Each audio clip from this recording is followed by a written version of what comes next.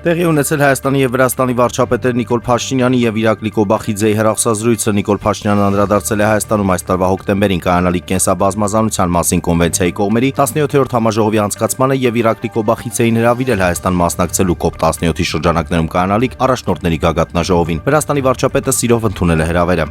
Ռոբերտ Քոչյանը դուրս է գրվել Գրիգոր Լուսավորիչի վանանոցից եւ տեղափոխվել Երևան կենտրոն քրեակատարողական հիմնարկ, այս մասին տեղեկացնում է փաստաբան Արամ Օրբելյանը։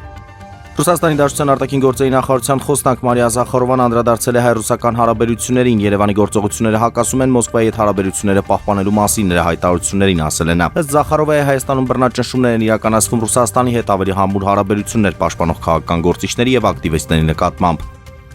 Էկոնոմիկայի նախարար Գևորգ Պապոյանը հայտնել է, որ հաջորդ ամսվանից նախատեսվում է Հայաստանից Արաբական Միացյալ Էմիրությունները արտահանել շաբաթական մինչև 40 տոննա թարմ պտուղ բանջարեղեն, ստորագրվել է հուշագիր։ Ադրբեջանի արտաքին գործերի նախարարությունը հայտարարություն է տարածել դատապարտելով օգոստոսի 27-ին Մոսկվայում Ադրբեջանի դեսպանատան հյուրատան դիմաց տեղի ունեցած միջադեպը։ Ադրբեջանական կողմի պնդմամբ անհայտ անձին կեսօրին մոտ հյուրատան դիմաց տեղադրել են Ադրբեջանի դեմ ուղղված սադրիչ պատկերներ։ Կրասնոդարի նախկին մարզիչ վերլուծաբան իտալացի Անդրեա Բիանկին անդրադարձել է այն լուրերին, թե այս ամառ Սուլերի նախկին ավարտ Գերդուարդ Սպերցյանը կարող էր կարիերան շարունակել իտալական կոմոյում։ Կարծում եմ, այո, հիանալի կերպով կինտեգրվել նրանց խաղաոճին Չեմպիոնների լիգա հիանալի վարքյանքի եւ աշխատանքի համար կոմոյի մարզաբազան գտնվում է Միլանի հարավարությամբ եւ թիմի ֆուտբոլիստների ու մարզիչների մեծ մասն ապրում է հենց այստեղ։ Ես 200% վստահ եմ, որ Էդուարդը հաջողության կհասներ այստեղ, նշել է նա։